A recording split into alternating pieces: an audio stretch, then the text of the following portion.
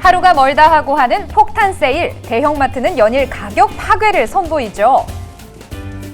그에 비해서 재래시장은 정해진 가격보다는 파는 사람 마음이라는 인식이 팽배합니다. 그래서 대형마트와 기업형 슈퍼마켓 그리고 나들가게 생필품 가격을 전격 비교했습니다. 제품에 따라서 대형마트가 저렴하기도 하고 나들가게가 최저 가격을 기록하기도 하는데요. 다 다르네. 자, 나들가게의 경우에는요, 5개 라면팩과 콩나물이 저렴한 것으로 조사가 됐습니다. 8가지 품목을 합산했더니 가장 저렴하게 살 수 있는 곳은 기업형 슈퍼마켓으로 42,330원, 대형마트는 44,970원이었습니다. 그러니까 저 물건에 따라 다르다는 얘기 아니요? 그렇죠. 근데 뭐 콩나물이나 두부 같은 거 정말 필요한 것들은 동네가 훨씬 싸네. 그렇죠. 조금씩 사는 거는 제가 사는 동네 나오네. 보니까 네. 그 제가 슈퍼가 이제 동네 슈퍼가 2개가 있거든요. 네. 이제 버스를 타고 15분을 가야지 이제 대형마트가 있다 보니까 집 앞에 있는 슈퍼를 가는데 네. 거기 유기농 야채가 더 싸요. 왜 그런가 제가 궁금해서 여쭤봤더니 예. 그 구리 쪽에 텃밭에서 본인 키우신대요. 그걸 해가지고 가지고 오신다고 하더라고요. 와, 아이고. 가격도 가격인데 더 건강에 신선하겠네. 좋겠어요. 예, 더 좋아요. 그래서 거기서만 사 님도 먹다니까. 빨리 결혼을 하셔야 이제 그런 거 신경 안 쓰고 그렇죠. 일만 예, 하실 텐데. 혼자 요리합니다. 혼자 사시니까 그래도 정확하게 아시긴 아시는 것 같아요. 근데 옥산화는 우리 외국에서 왔으니까 오히려 대형마트 같은 데가 더 편하고 그러지 않아요? 네, 동네보다? 거기 가면은 서비스도 좋고 깨끗하고 친절하고 저는 동네 슈퍼 가면 자꾸 뭐 물어보지. 네, 어머, 계속 뭐, 이쁘다 막 그러고. 동네 슈퍼 가니까 어디서 왔냐 그렇게 하니까 옥산화 보고 그랬다면서 코 어디에서 세웠냐고. 그러니까요. 그래서 가끔씩 무서울 때도 있어요. 원래 코가 저렇게 높은 건데 어디에서 했냐고 병원 좀 소개시켜달라고 그렇게 말을 건데요. 근데 그 아까 나들 가게 보니까 그 바꾸신 분들 표정이 좋아. 근데 중요한 거는 그 가게가 원래 한 5, 60평 돼 보이는구만. 그건 원래 컸던 가게였던 것 같은데 작은 가게도 그게 해당이 되는지 모르겠고 아무튼 나들 가게로 가면 바꾸게 되면은 문제가 해결될 것 같은데. 그래서 저기 그 요 아래 지금 거의 망하기 일보 직전이잖아. 네, 그 승현이네. 그 슈퍼마켓. 그래서 승현이네도 나들 가게로 한번 바꿔볼까 지금 생각 중이라고 그러더라고. 오, 그거 괜찮을 것 같은데요? 근데 이제 거기에서 이제 저는 이제 오늘 영상 보니까 분명히 긍정적인 측면이 있습니다. 예. 왜냐하면 이제 뭐 흔히 골든 존이라고 하죠. 왜 눈높이에 맞춰서 이게 그 가장 진열을. 잘 팔리는 상품을 진열을 하고 예. 이렇게 해서 매출이 분명히 올라간다는 거는 이미 밝혀졌거든요. 네. 근데 뭐 아까 전에 뭐 판매 시점 정보요, 포스도 깔아주고 그다음에 뭐 유통 판매 정보들도 실시간으로 볼 수 있게 이제 이런 하드웨어적인 것들을 깔아주는 건데 문제는 포스 데이터를 준다고 해서 가게에 포스가 생기는 게 아니에요. 포스가 뭐요? 이 그 스타워즈의 그 포스가 함께 안 할 수도 있다고요. 아. 좀 안 웃겼나요? 아 썰렁하구나. 아, 그러니까 아니, 힘을 계획은 주는 시스템을 우리가 알아서 말씀하시는 할게요. 거구나. 웃기는 거는. 네 죄송해요.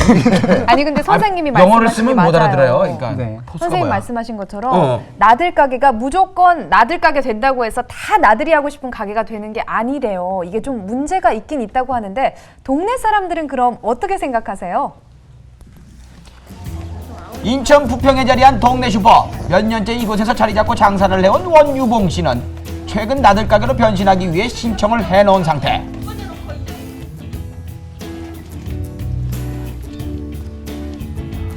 몇 년 전보다는 덜 되죠. 한 30kg 떨어졌어요. 경기가 그래서 그런 건지 매장이 그래서 그런지 잘 모르겠어요. 혼자서 하는 장사인 만큼 버거웠지만 그래도 요즘은 장사가 굉장히 안 된대요. 이럴 데가 없었답니다. 물건 진열 하나하나에 그녀의 손길이 안 닿는 곳이 없다고 하죠. 자막을 더 가렸어야지. 그래서 오늘은 처음으로 소상공인진흥원에서 나온 컨설턴트들이 가게를 둘러보는 날.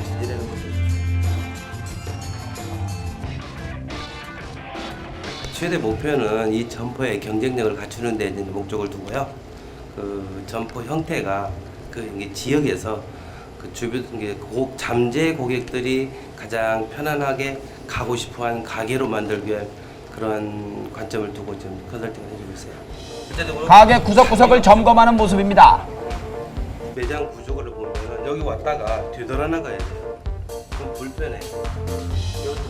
이 가게의 제일 큰 문제점이 뭘까요? 이 가게가 두 면이 유리면이 그 밖에서도 보일 수 있는 면인데도 전부 다 막혀 있어가지고 창고 같은 이미지를 주기 때문에 이게 매장이라는 그런 이미지가 없어요. 그래서 이 이미지를 좀 탈피해야 됩니다. 주먹구구식으로 운영되던 점포를 고객의 시선에 맞게 그리고 현대화에 맞춰 리모델링하는 것이 초점이죠. 시설 변집에서는 좀 깔끔한 점포들 재개점할 때까지는 수시로 오게 되는데 최소 10번 이상 오게 됩니다.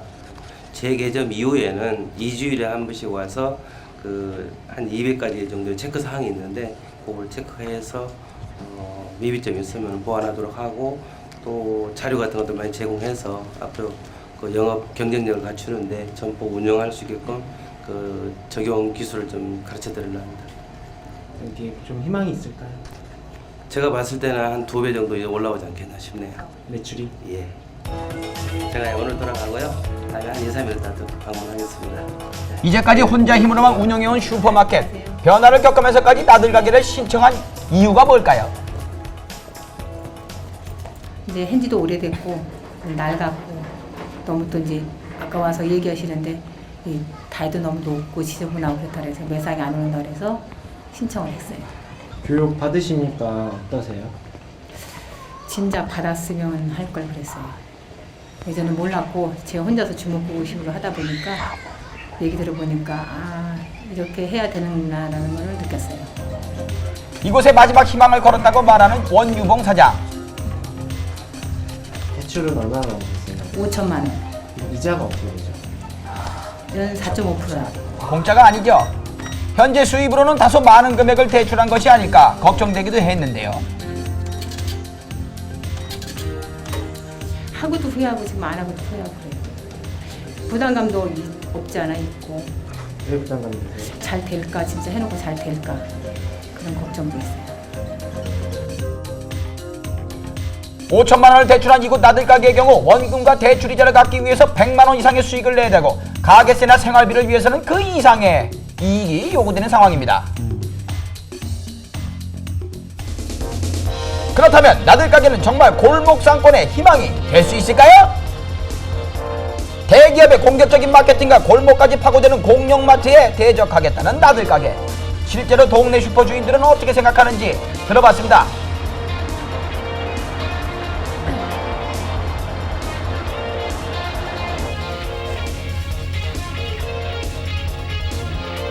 그 대형 매장 같은 경우에서 시간도 늦게까지 하고 우리 바로 밑에 가게가 있잖아 또 마트가 우리 입장에서는 뭐 손님들이 가면 갈수록 줄어든다고 봐야죠.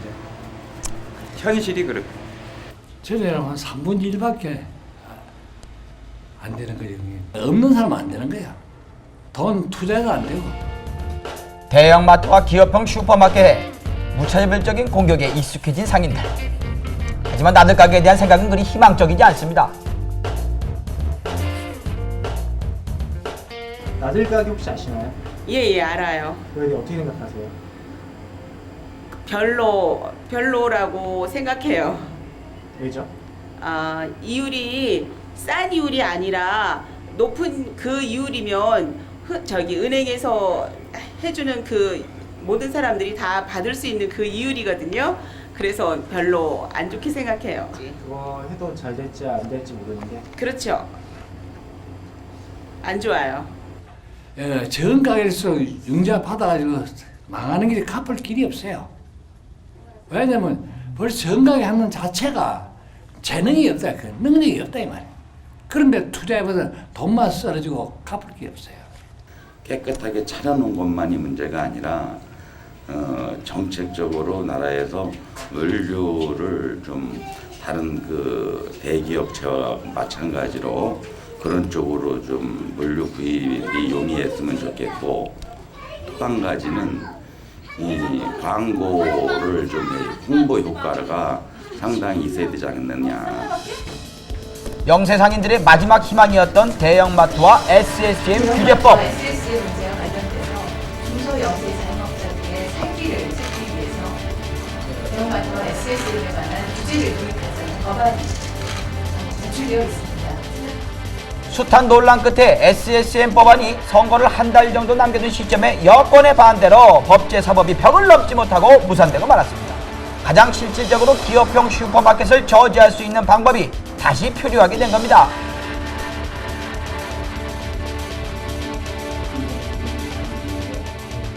국회에서 이미 이 법안은 WTO 규정 위반이 아니라고 판정도 했고, 또 유럽의 나라들 중에는 우리보다 훨씬 더 강한 규제가 있습니다. 우리 경우에는 지금 이번 법은 그 SSM에 대해서 그 아주 약한 등록 정도를 요구하는 것인데, WTO 규정이라는 것도 그게 무슨 헌법 규정이 아닙니다. 그 우리가 그 지난 4년 동안 대형 마트의 매출액이 9조 원 이상 늘었습니다. 그 반면에 재래시장의 매출액은 딱 그만큼 줄어들었습니다. 이렇게 우리 많은 재래시장과 중소상인들의 생존권이 완전히 지금 위협을 받고 있습니다. 이것을 나라가 지켜줘야 될 거 아닙니까? 이 사람들이 무슨 크게 부자로 살자는 것이 아니지 않습니까? 이에 중소상인단체의 반발이 이어졌고 골목상권은 기업형 슈퍼마켓에 거센 바람 앞에 놓여있는 상황입니다. 수천만 원의 자금을 중소기업청에서 대출받아 나들가게로 변신하느냐, 아니면 정부가 기업형 슈퍼마켓을 규제해주는 법안을 기다릴 것이냐. 중소상인들은 이러지도 저러지도 못하는 상황인 거죠.